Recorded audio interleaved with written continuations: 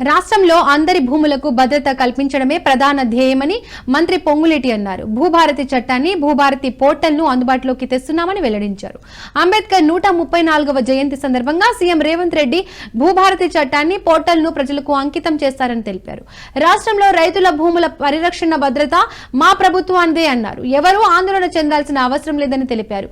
అధికారంలో వస్తే ధరణికి బంగాళాఖాతంలో కలుపుతామని, మేమిచ్చిన హామీని విశ్వసించి ప్రజలు మాకు అధికారం కట్టబెట్టారు. ప్రజల విశ్వాసాన్ని నిలబెట్టుకుంటూ ధరణిని బంగాళాఖాతంలో వేశామని తెలిపారు. ఇందిరమ్మ రాజ్యం వచ్చిన తర్వాత ధరణిని బంగాళాఖాతంలో వేసి భూములున్న ఆసాములకు భరోసా కల్పిస్తామని, వారికి భద్రత కల్పిస్తామని చెప్పిన మాటలో భాగంగా భూభారతి చట్టాన్ని అంటే 2025 6 చట్టాన్ని తేవటం కోసం అసెంబ్లీ సాక్షిగా డిబేట్ పెట్టి, ఆ డిబేట్ పెట్టిన తర్వాత తెలంగాణ రాష్ట్రంలో మేధావులు, అనుభవజ్ఞులు, ప్రత్యేకంగా భూ చట్టం మీద ఉన్న పరిపక్వత పొందిన ప్రజలు అందరి అభిప్రాయాలు సేకరించిన తర్వాత భూభారతి 2025 చట్టాన్ని ఈ జనవరి 1వ తారీఖు నాడు తెచ్చుకోవటం జరిగింది. చట్టం తేవటమే కాదు, ఆ చట్టానికి కావలసిన నియమ నిబంధనలు కూడా ఈ గడిచిన 2.5 నెలలలో అనేక మంది అనుభవజ్ఞులు, ఐఏఎస్ ఆఫీసర్సు, గ్రామీణ ప్రాంతంలో ఈ భూములతో సమస్యలతో ఎవరైతే ఇబ్బంది పడుతున్నారో వారందరి ఆలోచనల్ని మరొక్కసారి క్రోడీకరించి ఒక ఉన్నత స్థాయి సమావేశాన్ని ఏర్పాటు చేసుకొని ఒక 4 రోజులు క్షుణ్ణంగా చర్చించిన తర్వాత దీనికి సంబంధించిన సచివాలయంలో మంత్రి ఉత్తమ్ కుమార్ రెడ్డి అధ్యక్షతన కేబినెట్ సబ్ కమిటీ సమావేశం నిర్వహించారు. ఈ సమావేశంలో సబ్ కమిటీ వైస్ చైర్మన్ మంత్రి దామోదర రాజనరసింహ, మంత్రులు సీతక్క, పొన్నం ప్రభాకర్, ఏకసభ్య కమిషన్ చైర్మన్ షమీం అఖ్తర్ అధికారులు పాల్గొన్నారు.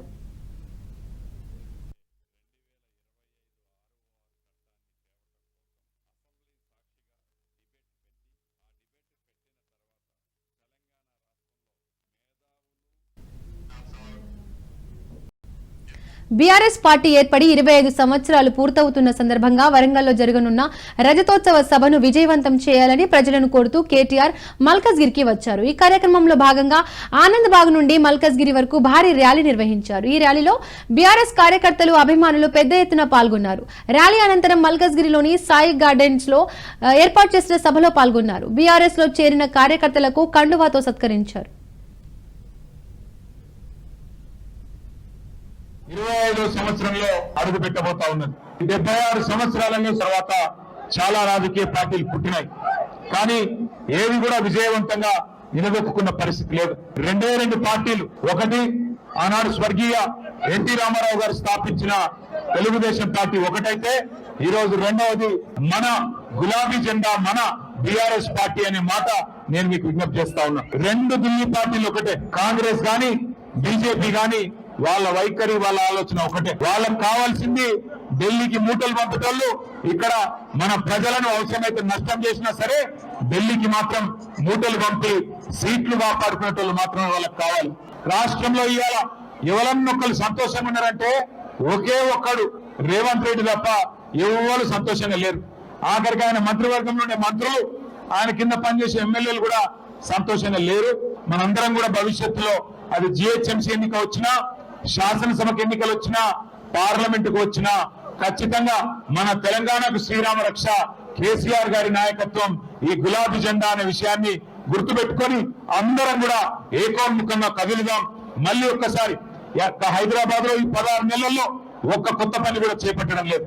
మంచి ఎమ్మెల్యేలను గెలిపించుకుంటే, మంచి నాయకుడిని గెలిపించుకుంటే మనకు కూడా మంచి జరుగుతుంది.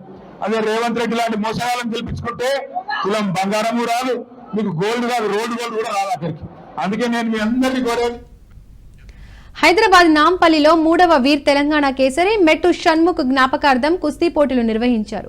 మెట్టు శివ, సాయి ఆధ్వర్యంలో ఈ పోటీలు నిర్వహించారు. పోటీలకు ముఖ్య అతిథిగా కేంద్ర మంత్రి కిషన్ రెడ్డి, నాంపల్లి కాంగ్రెస్ నేత ఫిరోజ్ ఖాన్ హాజరయ్యారు. ఈ పోటీలో గెలిచిన వారికి మొదటి బహుమతి 50,000, రెండవ బహుమతి 30,000, మూడవ బహుమతి 20,000 అందించారు.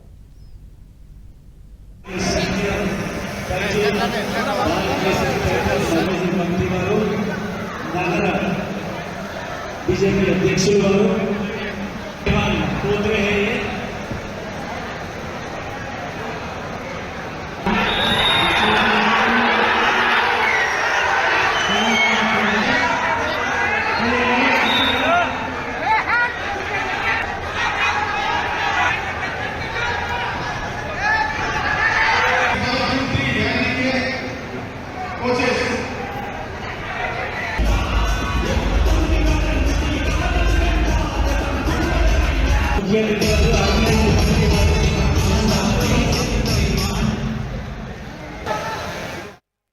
హైదరాబాద్ పాత బస్సులో మెట్రో పనులు వేగవంతమయ్యాయి. మరింత వేగంగా స్థల సేకరణ చేపడుతున్నామని మెట్రో ఎండీ ఎన్వీఎస్ఎస్ రెడ్డి అన్నారు.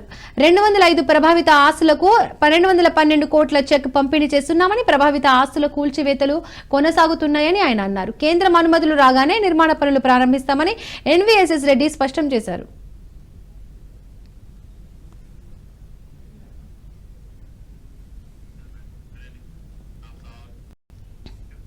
ఈ నెల 27న జరగబోయే బీఆర్ఎస్ రజతోత్సవ సభను విజయవంతం చేయాలని సనత్ నగర్ ఎమ్మెల్యే తలసాని శ్రీనివాస్ యాదవ్ బీఆర్ఎస్ శ్రేణులకు పిలుపునిచ్చారు. చలో వరంగల్ బహిరంగ సభకు నియోజకవర్గం నుండి పెద్ద ఎత్తున తరలి రావాలని సూచించారు. వెస్ట్ మారేడ్పల్లిలోని ఎమ్మెల్యే క్యాంపు కార్యాలయం వద్ద సనత్ నగర్ నియోజకవర్గం సర్వసభ్య సమావేశం ఏర్పాటు చేశారు. బహిరంగ సభకు వెళ్లే వారి కోసం ప్రత్యేకంగా ఆర్టీసీ బస్సులను ఏర్పాటు చేయడంతో పాటు అన్ని వసతులు కల్పిస్తున్నట్లు తెలిపారు. ప్రత్యేకత ఆ పండగ వాతావరణం, లక్షలాది మంది సమక్షంలో బంధుత్వం ఉంటుంది, ఫ్రెండ్ సర్కిల్ ఉంటుంది. కాబట్టి చెప్తుండ్రు కేసీఆర్ గారే రావాలి, మరి బీఆర్ఎస్ ప్రభుత్వమే రావాలని మనకు చెప్తున్నటువంటిది మనం చూస్తున్నాం. కాబట్టి ఇప్పటికే 1.5 సంవత్సరం అంటే దగ్గర 15 నెలలు అయిపోయింది. ఈ ప్రభుత్వం ఏంది అనేది ప్రజలు చాలా కండారా దగ్గరగా చూస్తున్నారు. రెండోది, మన దగ్గర కూడా డెవలప్మెంట్ ఒకప్పుడు పరిస్థితి ఏంది, ఇప్పుడు ఏంది అనేది కూడా మనకు క్లియర్గా కనిపిస్తుంది. కాబట్టి మనమందరం కూడా పెద్ద ఎత్తున బయలుదేరడానికి ఆర్టీసీ బస్సులని మనం తీసుకుంటున్నాం. ఆర్టీసీ బస్సు అయితే కంఫర్ట్గా ఉంటుంది, ఈ యాక్సిడెంట్స్ కానీ లేనిపోని సమస్యలు కూడా లేకుండా సేఫ్టీగా ఉంటుందన్న ఉద్దేశంతో అంబేద్కర్ ఆలోచన విధానాన్ని స్ఫూర్తిగా తీసుకుని ముందుకెళ్తామన్నారు కేంద్ర మంత్రి కిషన్ రెడ్డి. సీతాఫల్ మండిలో కిషన్ రెడ్డి పర్యటించారు. సికింద్రాబాద్ కన్వీనర్ నాగేశ్వరరెడ్డి ఆధ్వర్యంలో జరిగిన కార్యక్రమంలో పాల్గొన్నారు. ఈ సందర్భంగా అంబేద్కర్ విగ్రహాన్ని శుభ్రం చేశారు. అనంతరం బీజేపీ అంబేద్కర్ కృషిని, వారసత్వాన్ని గౌరవిస్తూ వివిధ కార్యక్రమాలు చేపట్టిందన్నారు. అంబేద్కర్ జీవితానికి సంబంధించిన 5 ముఖ్యమైన ప్రదేశాలను బీజేపీ ప్రభుత్వం పంచతీర్థాలు అని పిలుస్తోందని తెలిపారు. వర్ధంతి ఉత్సవాలను కానీ, వారి యొక్క ఆలోచన స్ఫూర్తిని ప్రజల మధ్యకు తీసుకుపోవడం కానీ, వారు చూపించినటువంటి బాటలో పార్టీని ముందుకు తీసుకెళ్లడం కానీ మేము తూచా తప్పకుండా చేస్తా ఉన్నాము. దేశవ్యాప్తంగా కొన్ని లక్షల విగ్రహాలను భారతీయ జనతా పార్టీ ఆధ్వర్యంలో శుభ్రం చేసి అలంకరించి రేపు జరుపుకోబోయేటువంటి 134వ జయంతి ఉత్సవాలకు సిద్ధం చేస్తా ఉన్నాము. ప్రతి నెల 5 కేజీల చొప్పున తెలంగాణ రాష్ట్రంతో సహా బియ్యం ఇస్తా ఉన్నాము. ఈరోజు తెలంగాణ రాష్ట్రం చెప్తున్నటువంటి సన్న బియ్యం ఏమవుతున్నదో ఆ సన్న బియ్యంలో ప్రతి కిలోకు 40 రూపాయలు కేంద్ర ప్రభుత్వం ఖర్చు పెడుతున్న విషయాన్ని మనం చేస్తాం. ఈ రకంగా నరేంద్ర మోడీ గారి నాయకత్వంలో బడుగు బలైన వర్గాలకు న్యాయం జరగాలని ఎస్సీ కమిషన్ కు రాజ్యాంగబద్ధమైనటువంటి హక్కులు కల్పించాం, రిజర్వేషన్స్ పొడిగించాం. రానున్న రోజుల్లో అన్ని రకాలుగా డాక్టర్ బాబాసాహెబ్ అంబేద్కర్ ఆలోచన స్ఫూర్తితో దేశాన్ని అభివృద్ధి దిశలో తీసుకెళ్లడము, దేశంలో దారిద్ర్య రేఖకు ఉన్నటువంటి ప్రజలను వాళ్ళకు చేయూతనందించి పైకి తీసుకురావడము. గత 10 సంవత్సరాలలో 25 కోట్ల మంది ప్రజలను ఈ యొక్క హైదరాబాద్ లో వక్ఫ్ బోర్డు బిల్లుకు వ్యతిరేకంగా నిరసనలు కొనసాగుతున్నాయి. కాంగ్రెస్ నేత షేక్ అక్బర్ ఆధ్వర్యంలో నిరసన ర్యాలీ చేపట్టారు. వక్ఫ్ బిల్లుకు వ్యతిరేకంగా ఎల్బీ స్టేడియం నుండి లిబర్టీ అంబేద్కర్ విగ్రహం వరకు ర్యాలీ కొనసాగింది. ఈ నిరసన ర్యాలీలో కాంగ్రెస్ నేతలు, ముస్లింలు పెద్ద ఎత్తున పాల్గొన్నారు.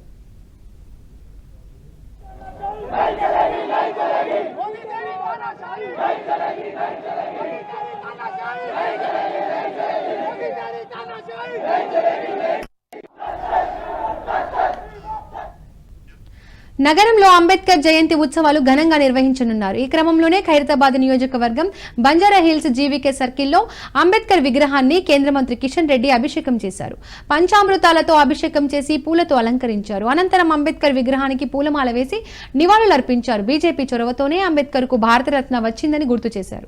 అంబేద్కర్ చివరి శ్వాస వరకు దేశం కోసం పోరాడారు, కానీ ఆయనకు కాంగ్రెస్ మోసం చేసిందని కాంగ్రెస్ పై ఘాటు వ్యాఖ్యలు చేశారు. అంబేద్కర్ ను అడుగడుగునా కాంగ్రెస్ అవమానించిందని మండిపడ్డారు. కాంగ్రెస్ ను ఓడించేందుకే కాంగ్రెస్ పనిచేసిందని నిప్పులు చెరిగారు కిషన్ రెడ్డి.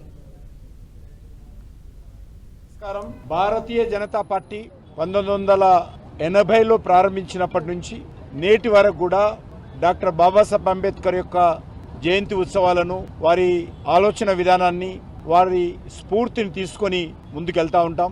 భారతీయ జనతా పార్టీ చొరవ కారణంగానే అంబేద్కర్ గారి యొక్క చిత్రపటం పార్లమెంట్ సెంట్రల్ హాల్లో పెట్టడం జరిగింది.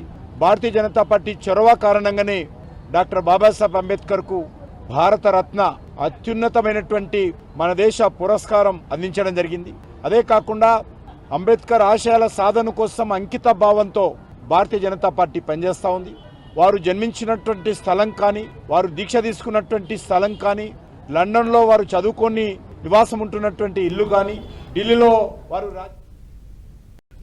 తారలు దిగి వచ్చిన వేళ మల్లెలు నడిచొచ్చిన వేళ అన్నట్లు సాగింది నగరంలో నిర్వహించిన teach for change 2025 fashion show. ప్రభుత్వ పాఠశాలల్లో విద్యను పెంపొందించాలనే లక్ష్యంతో వార్షిక నిధుల సేకరణలో భాగంగా సినిమా, క్రీడలు, ఫ్యాషన్ రంగాల్లోని ప్రముఖ వ్యక్తులను రన్వేపై నడిపించే వినూత్న కార్యక్రమం నిర్వహించారు. నగరంలోని Novotel Hyderabad convention centre HICC వేదికగా ఈ ఫ్యాషన్ షో నిర్వహించారు. ఈ షోలో బాలీవుడ్ నటి రియా చక్రవర్తి షో స్టాపర్ గా నిలిచారు. ఈషా రెబ్బా, పాయల్ రాజ్పూత్, అనసూయ భరద్వాజ్, శ్రీదేవి, విజయ్ కుమార్, తేజస్విని, హెబా పటేల్, వితికా షెరు, హీరోలు నవదీప్, వరుణ్ సందేశ్ తదితరులు అలరించారు.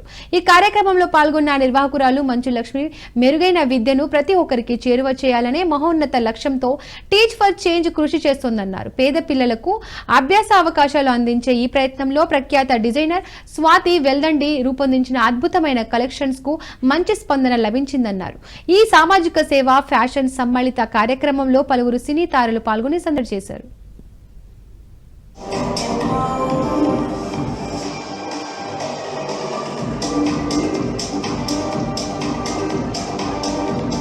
My name is Rajesh Goyal.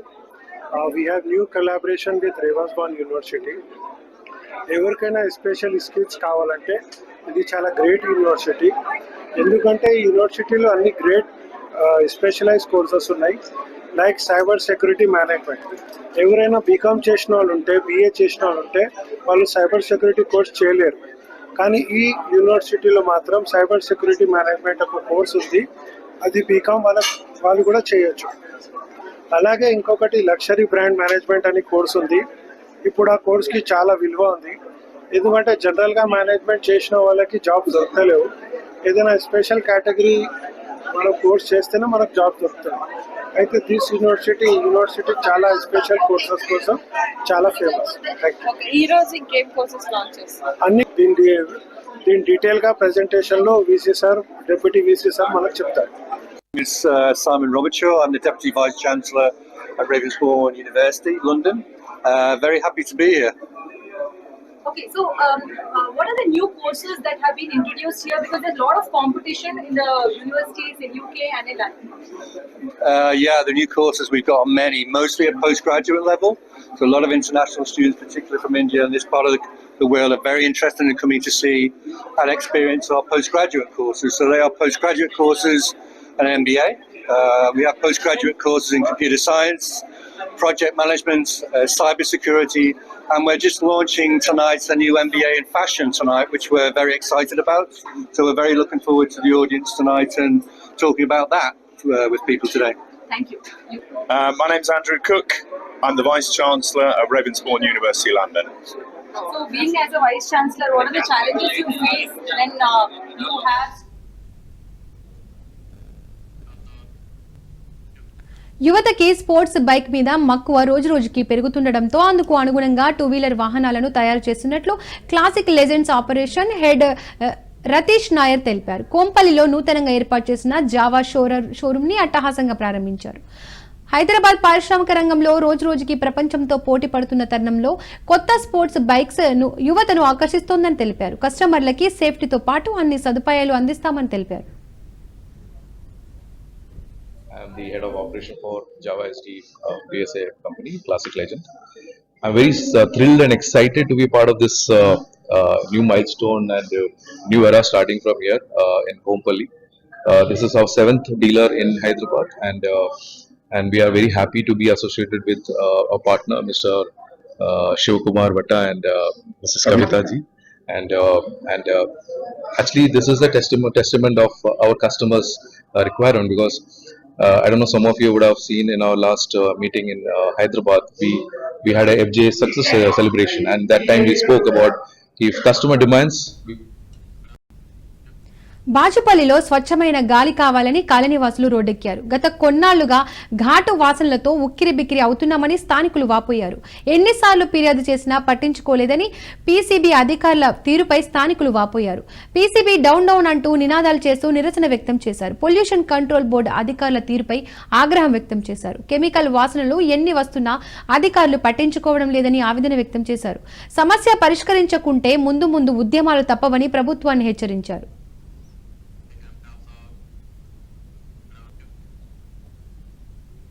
మాజీ స్పీకర్ దుద్దిళ్ల శ్రీపాద వర్ధంతిని నాచారంలో ఘనంగా నిర్వహించారు. కాంగ్రెస్ పార్టీ జాయింట్ సెక్రటరీ మాజీ సైనికుడు సంతోష్ రెడ్డి ఆధ్వర్యంలో కాంగ్రెస్ నాయకులు శ్రీపాదరావు చిత్రపటానికి పూలమాలలు వేసి ఘనంగా నివాళులర్పించారు. శ్రీపాదరావు ఉమ్మడి ఆంధ్రప్రదేశ్ స్పీకర్ గా పలుమార్లు ఎమ్మెల్యేగా పనిచేసి అన్ని వర్గాల ప్రజలకు ఎనలేని సేవలు చేసి ప్రజల గుండెల్లో చిరస్థాయిగా నిలిచిపోయారన్నారు. ఆయన ఆశయాలను కొనసాగిస్తామని పేర్కొన్నారు. ఆయన సేవలకు గుర్తుగా ట్యాంక్ బండ్పై విగ్రహాన్ని ఏర్పాటు చేయాలని రాష్ట్ర ప్రభుత్వాన్ని కోరారు.